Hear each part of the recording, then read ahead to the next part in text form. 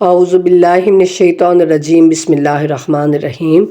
السلام علی الحسین و علی علی ابن الحسین و علی اولاد الحسین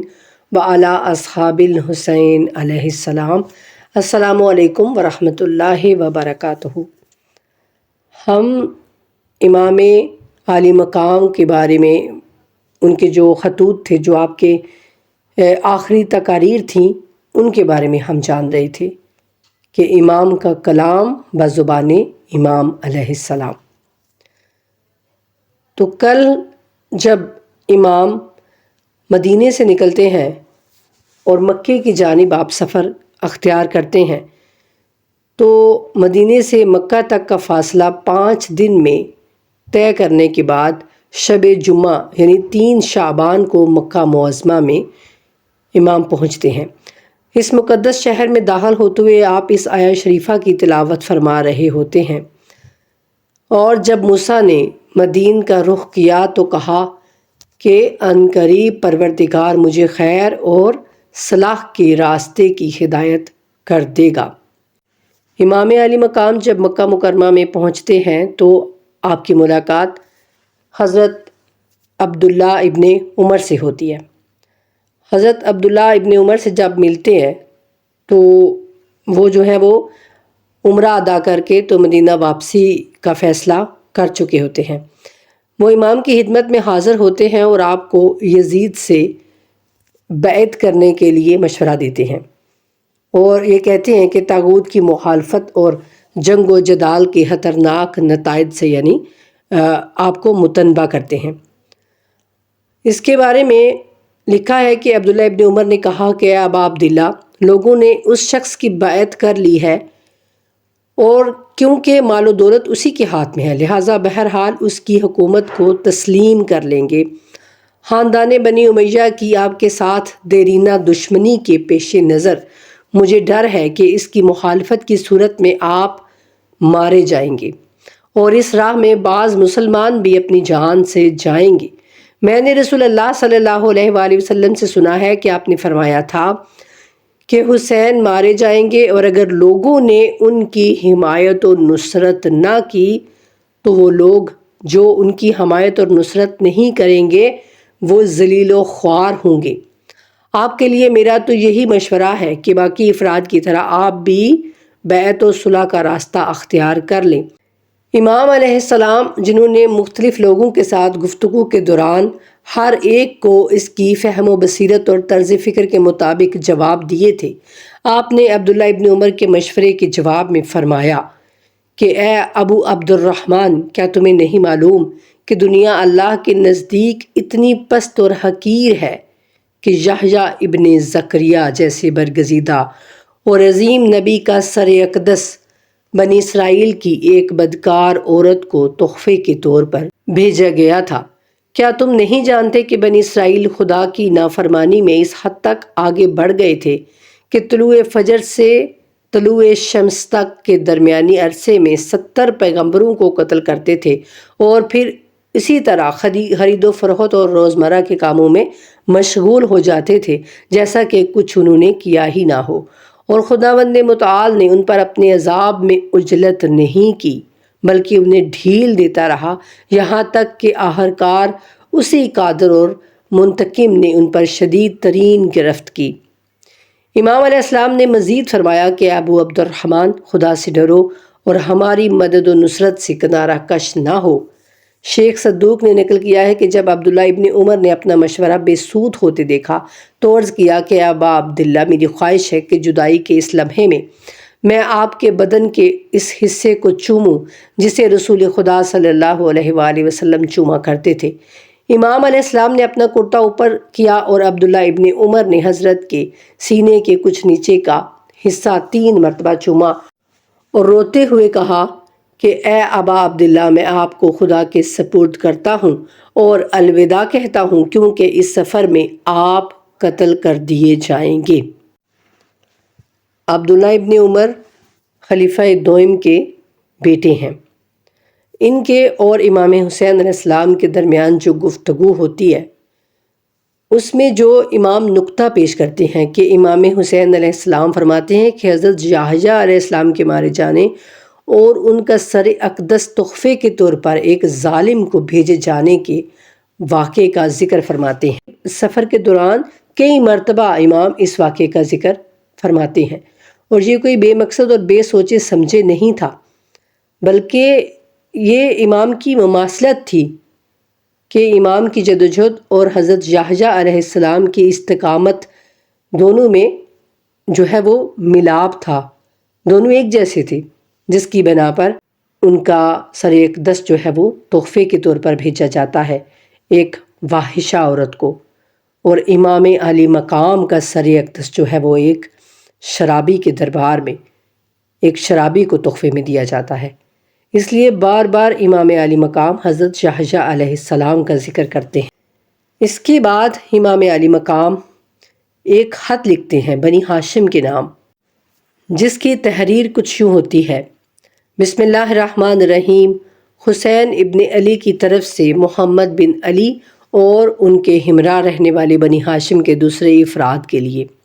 اما بعد جو کوئی اس سفر میں میرے ساتھ آئے گا وہ شہید ہو جائے گا، اور جو مجھ سے علیحدہ رہے گا وہ کبھی کامیابی حاصل نہ کر سکے گا، والسلام۔ یہ کچھ لکھتے ہیں کہ یہ امام جب مکے سے نکل چکے تھے کربلا کے لیے تب امام نے خط لکھا، اور کچھ کا یہ کہنا ہے کہ جب ابھی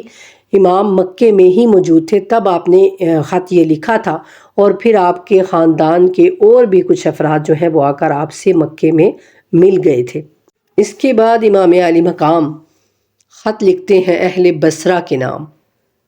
اور ان کو اس ساری بات سے آگاہ کرتے ہیں۔ امام کے خط کا جو متن ہے وہ کچھ اس طرح سے ہوتا ہے: اما بعد اللہ نے تمام لوگوں میں سے محمد صلی اللہ علیہ وآلہ وسلم کو چنا، نبوت کے ذریعے انہیں بزرگی سے نوازا اور اپنی رسالت کے لیے انہیں منتخب کیا۔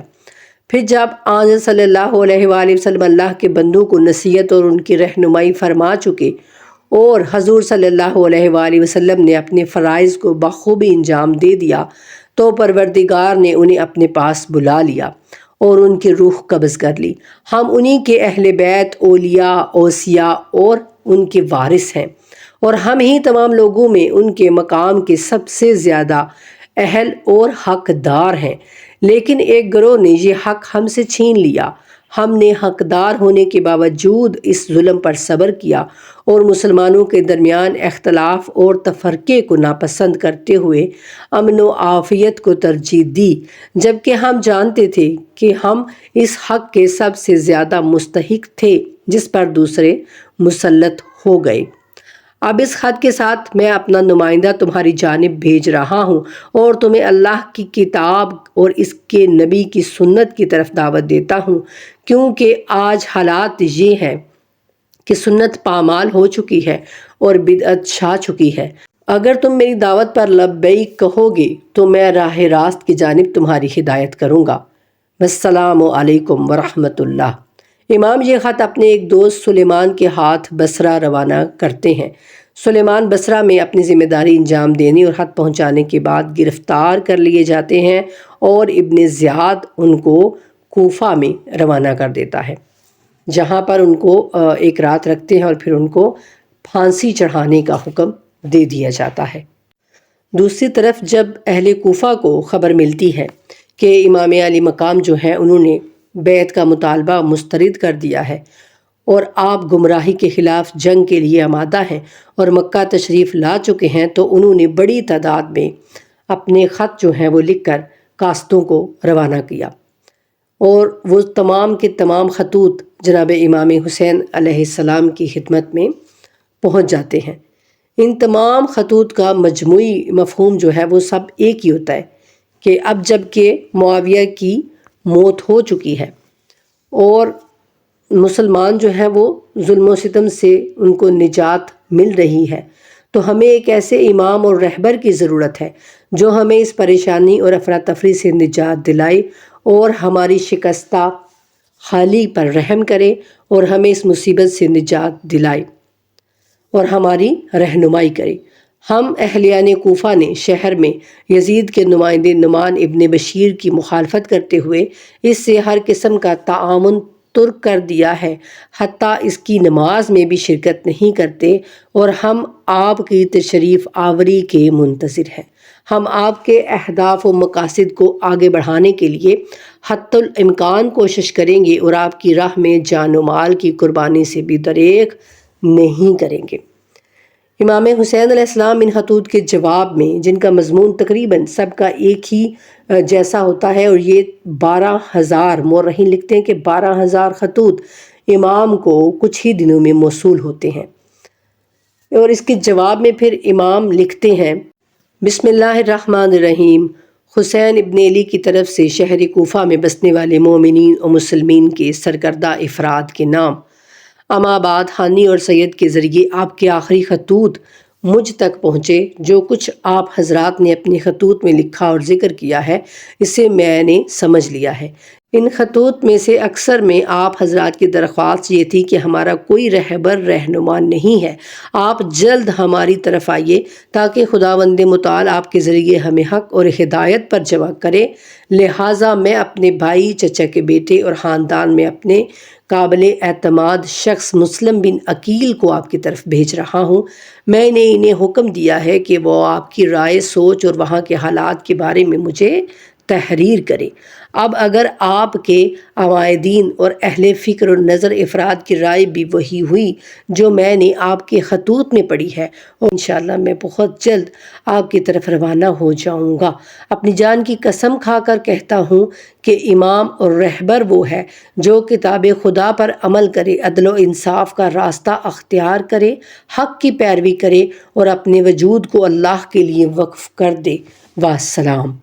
یہ امام کے خط کا متن ہوتا ہے جو امام اہل کوفہ کے نام جواباً خط لکھتے ہیں اور اس کو لے کر جاتے ہیں حضرت مسلم بن عقیل، اور ان سے امام فرماتے ہیں کہ میں تمہیں اہل کوفہ کی طرف بھیج رہا ہوں، خدا تمہیں اس امر میں کامیاب و کامران کرے جس میں اس کی رضا اور خوشنودی ہو۔ اب کوچ کرو، خدا تمہارا حامی اور ناصر ہو۔ مجھے امید ہے کہ میں اور تم درجہ شہادت پر فائز ہوں گے۔ اسی دوران جب امام علی مقام مکہ میں ہی ابھی مقیم ہوتے ہیں تو حج کے ایام شروع ہو جاتے ہیں اور حج کے قافلے آنے لگتے ہیں۔ امام حسین علیہ السلام کو اطلاع ملتی ہے کہ یزید کے حکم پر عمرو بن سید بن عاص بظاہر امیر حج کے طور پر، لیکن در حقیقت کسی انتہائی خطرناک مشن پر مکہ آیا ہے۔ اسے یزید کی طرف سے یہ ذمہ داری سونپی گئی ہے کہ وہ جہاں بھی اور سرزمین مکہ کے جس مقام پر بھی امام کو دیکھے تو وہیں پر وہ امام حسین علیہ السلام کو قتل کر دے، نعوذ باللہ۔ لہٰذا خانہ کعبہ اور مکہ مکرمہ کے تقدس کو محفوظ رکھنے کی خاطر امام نے مراسم حج میں شرکت کیے بغیر ہی اعمال حج کو عمرہ جو ہے اس کا اپنے عمرہ کی نیت کرتے ہیں، اور 8 ذی الحج بروز منگل مکہ سے عراق کی جانب روانگی کا فیصلہ کر لیتے ہیں۔ عراق روانگی سے قبل امام نے خاندان بنی ہاشم اور اپنے کچھ حامیوں کے سامنے جو مکہ میں قیام کے دوران آپ کے ساتھ ہو لیے تھے، یہ خطبہ ارشاد فرماتے ہیں کہ انسانوں کے لیے موت اسی طرح لازم کر دی گئی ہے جس طرح دوشیزہ کے گلے پر گردن بند کا اثر لازم ہوتا ہے۔ مجھے اپنے اسلاف اور اجداد سے ملاقات کا اتنا ہی شوق ہے جتنا شوق یعقوب کو یوسف سے ملنے کا تھا۔ میری قتل گاہ معین ہو چکی ہے جہاں میں پہنچ کے رہوں گا۔ گویا میں دیکھ رہا ہوں کہ صحرا اور بیابان کے بھیڑیے، یزیدی لشکر کی جانب آپ کا اشارہ ہوتا ہے، وہ سرزمین کربلا اور نینوا کے درمیان میرے جسم کے ٹکڑے ٹکڑے کر کے اپنے بھوکے پیٹ اور خالی تھیلے بھر رہے ہیں۔ خدا کے لکھے سے فرار ممکن نہیں۔ جس بات سے اللہ راضی ہوتا ہے، ہم اہل بیت بھی اسی سے راضی ہوتے ہیں۔ ہم اس کے امتحان اور آزمائش پر صبر کریں گے اور وہ ہمیں صابروں کا اجر عنایت فرمائے گا۔